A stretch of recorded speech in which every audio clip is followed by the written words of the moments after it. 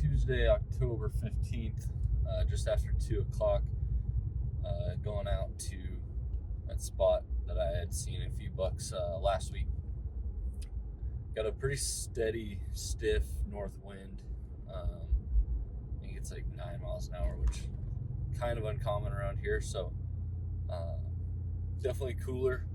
57 on the thermometer. We're outside right now. So getting a little bit of a cold front. Hopefully it gets them up and moving. I don't know, we'll probably get into a tree 3:30 or so. Hopefully find a good spot. I might try to mix it up a little bit more than I did last time. Go in a different way and go in kind of on a different side of the same group of trees and just hunt a different section of those trees, maybe a little bit more the direction that the deer came from last time.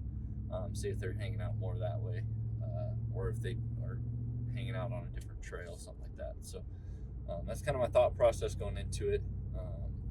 Still not the right wind or time for the spot where my camera's at. Haven't had action on it in a few days, but I'm still just really hanging out, waiting until there's some good action and the right wind for that, which looking at the forecast, maybe next week I might be able to sneak in there next Monday, so we'll see. But yeah, as of right now, that's my plan. Go back to where I saw those deer, pretty close to it, just a little bit different of a spot than last time, but same general area, and hopefully we catch something moving through. Alright, I was just getting in. It's 3:01. I had this tree picked out. I was fixing to climb it. As I was getting ready to figure out which tree, I finally came back on this one. Heard a snap of a limb, and sure enough, those same 3 bucks were going through. And, they came through 10 yards from me. I'm downwind from him. I know the first one. He's the smaller of the 3. He for sure saw me. And he kind of scooted out. He didn't spook. And then he stopped out on the edge of the field. Then that same one, that second one, he stopped and stared in my direction for a good couple minutes. I was at full draw. I was waiting for him to take one more step out. Because I have a lot of shooting lanes right here. I'll show you guys in a second. But I have a lane. I just needed him to take 1, maybe 2 steps, give me a vital shot. But then the 3rd buck, I don't know if he saw me or what. I didn't see him, but he blew and they scurried out here. But I'm not so sure what to do. I've never had that happen, where they bust on me getting in. So I might adjust. The wind is a little bit different than I thought, but I'm gonna peek out here and see what they did, if they went too far or not. But they were heading west, so I might move west with them and see if I can't cut them off farther up in a different spot. So I guess we'll see what happens here. I've never had that happen, so I'm gonna have to adjust on the fly. I was in this tree, about to get on this tree. And right here came those 3 bucks. I saw the 2, and I barely saw the 3rd one back in there. But the second one was stopped behind this tree right here. The first one, he made it out and turned around and looked like he was gonna spar that second one.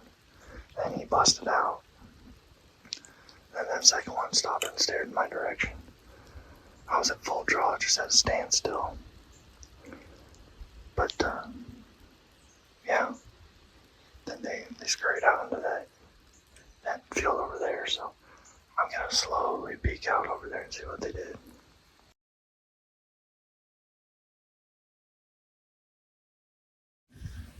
Alright, I got in the tree. I think this cold front is moving around because as soon as I got under this new tree, I started getting alerts about pictures on my camera. It's still not a good wind to get back in there. There's no way to sneak in there with this wind. But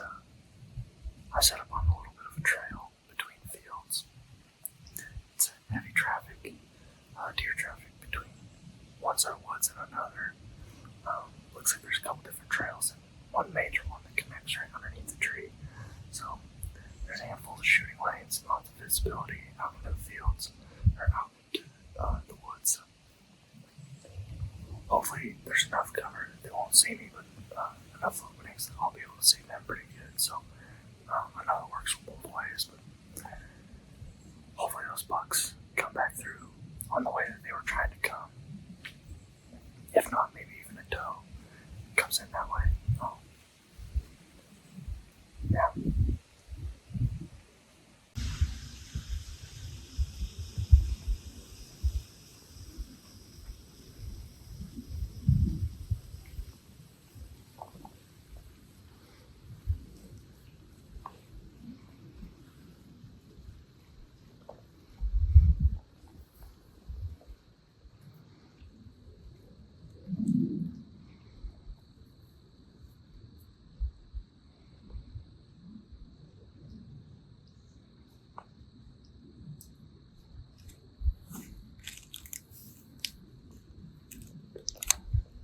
Those 3 bucks were back in here.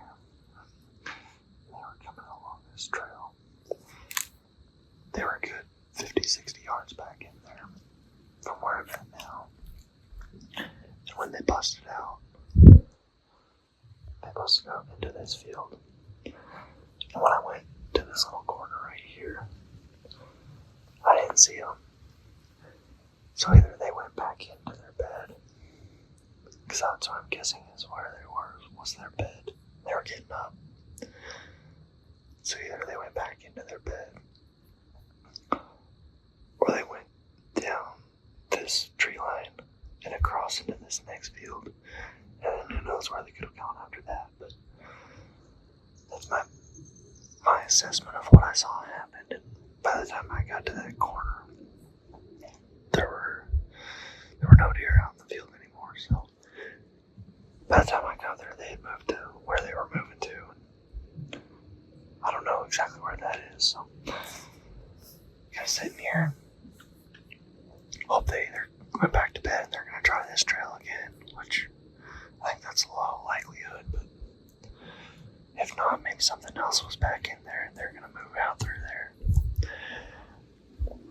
Or they're going to come from behind me here and move through into the water. Because there's a small little watering hole back in there, about 100, 150 yards maybe. So that's what I got going on. Starting to get some action on my camera, but we'll see. We'll see if anything else comes in through that camera. If they do, then I might think about getting down and getting a little bit closer to where that spot is and see if I can't catch them in transition. Alright, quick little recap. Yeah, I think I was maybe 15, 20 minutes too late. Set up 20 minutes earlier, I would have had a really good chance at one of those deer, if not any of them. Just the way that they were walking, the path that they were taking, it would have been perfect broadside, everything. So, oh well, you know, that's just the way it is. Had to work today, and by the time I got over there and into that spot, it was just a little bit too late. So, didn't see anything else the rest of the evening. I might have not done myself any justice by sitting in that same vicinity with those 3 blowing out like that. I mean, you never know. Something else might come through a different direction or something, but I was getting action on the camera, put me in a moral dilemma.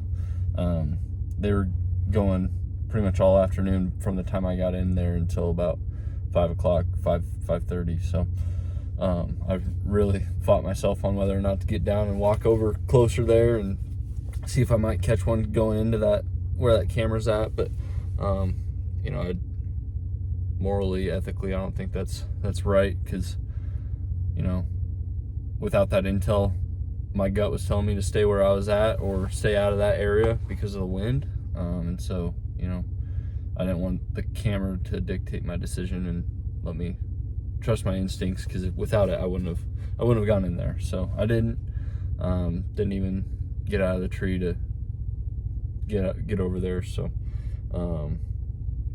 yeah, I think that's gonna be a good talking point. Leave a comment. You know, what would you have done if you had cell camera sending in your good deer that you had probably just seen? I think it was the one I had just seen.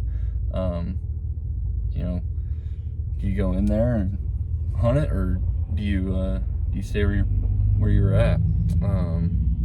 That was the dilemma I had. So yeah, that's the update. I guess we'll see if I get another hunt in this week. If not, I feel like it was a good progress. And looking at next week, you know, Monday, the weather wise, I was looking at Monday and Tuesday is going to give me really good wind to be able to get into that spot where that camera's at. And we'll see what the next 5-6 days brings on the camera. I think, you know, obviously if I get in there, it won't matter whether or not the camera picks things up, but I might turn my settings on the days I hunt in here to send me an update by the end of the day, because there is that option instead of sending me instant feedback. So yeah, good hunt of the week. Hopefully it's only the first, possibly a second one, but got to see some deer again and good close encounters. So yeah, stay tuned.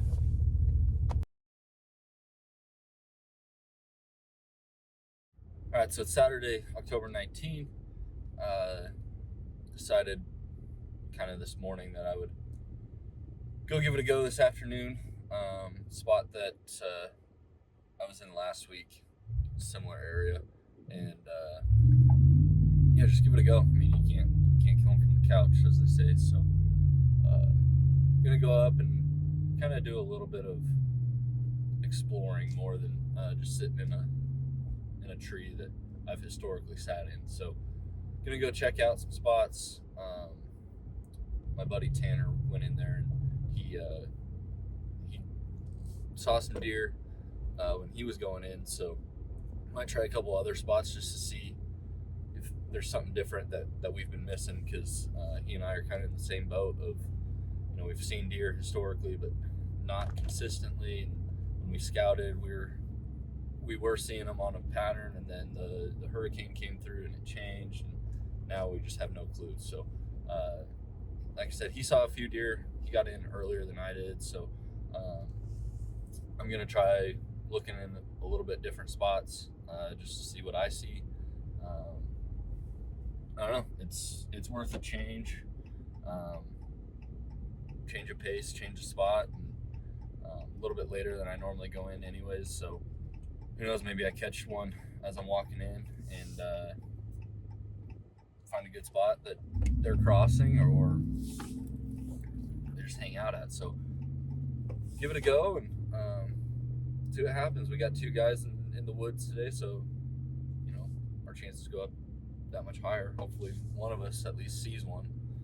I really hope one of us gets one at least tonight. That'd be cool. So yeah, we'll check in with you when we get into the field. Alright, so I was on my way in and just crossed the creek that I was trying to come up on a trail, and I got a text from Tanner. He just said he shot a doe. I said, alright, so this is his first archery kill, so I was like, just hang tight, at least 30 minutes. So he's texting me back and forth, and so I call him. We're talking it through, and so I just come straight to his tree instead of where I was gonna go. So I'm actually in his tree now. I took all of his setup, his bow hanger. I used his sticks and platform, so I just left all mine at the bottom in case he wanted to get out of here. You can take mine, we'd trade back in a little bit. But he started his blood trail just a little bit ago, right after I got here. He texted me not even 5 minutes later, and he said he found her, so he said it was a really good shot. Hopefully he got some pictures, if not a video. So it sounds like there's a lot of deer movement in here. He had seen a bunch of deer on his way in and when he was looking around, so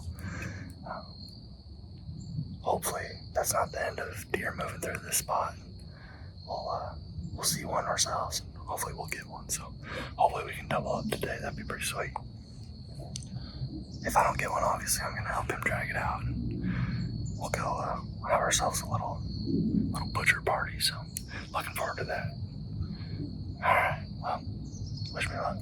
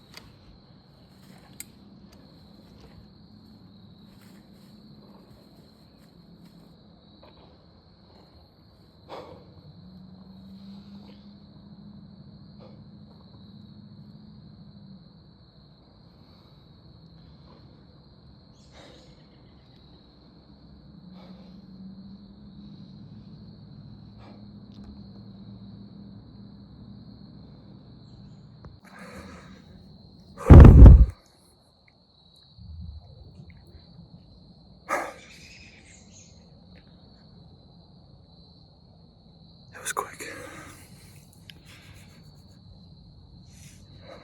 First shot wasn't perfect. I think it got stuck in her leg, and that's why she couldn't run. I don't know. We'll obviously see when I get down. But I'm just very thankful. It's been a couple years since I've been able to get one.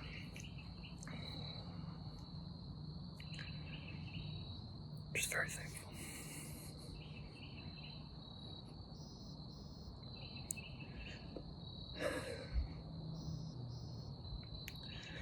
It's food on the table. You know, it sucks that it maybe wasn't a better shot, but she's already expired, so it's actually quick. So that's the plus. It was quick. It wasn't pretty, but it was quick. So Tanner, like I said, Tanner got his. Tanner's came from the west and took this little creek bottom right here crossing. And then this one, she was coming from the east, the opposite way. I don't know exactly where she was before. I don't know where she crossed at. But right behind the tree, really thick trees. And so I couldn't see her. I tried looking a couple different times. I couldn't see her. I could just hear her, and I thought it might have been a squirrel. But I saw her head peek out, and it was a scramble to get set. I definitely thought it was a squirrel, and so I wasn't recording right away. So I got it, started recording, and threw it on as quick as I could. I am very surprised she didn't bust. She looked up here twice. She looked away long enough for me to get a good draw, and then she looked again while I was drawing, and you guys could see that. But then yeah, she turned just enough. I was a little high for sure.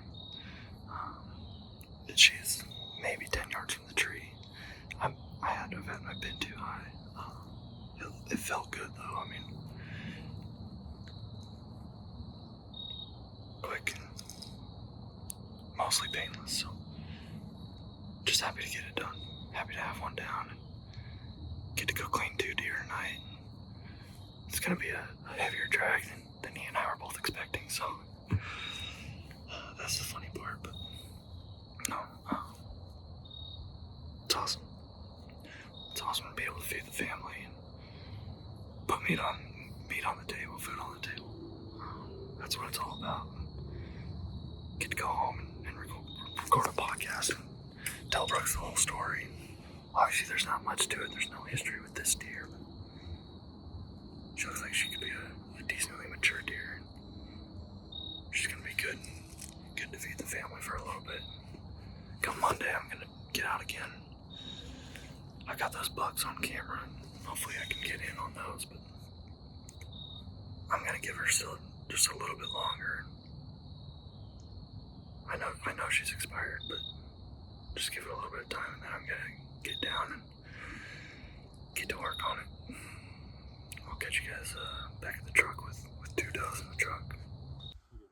All right, we got them all loaded up. There's mine. Here's Tanner's. Say hi, Tanner. Hey guys. What'd you say it was? About 2 hours between you texting me and me giving you a call? Yeah, it was something like that. 3:30 when I shot mine, and you called me at 5:26. Yep. So That was about 2 hours. same spot, opposite directions, but 2 does for food on the table. That's what it's all about. Yep. For your queens. Hell yeah. Mama happy.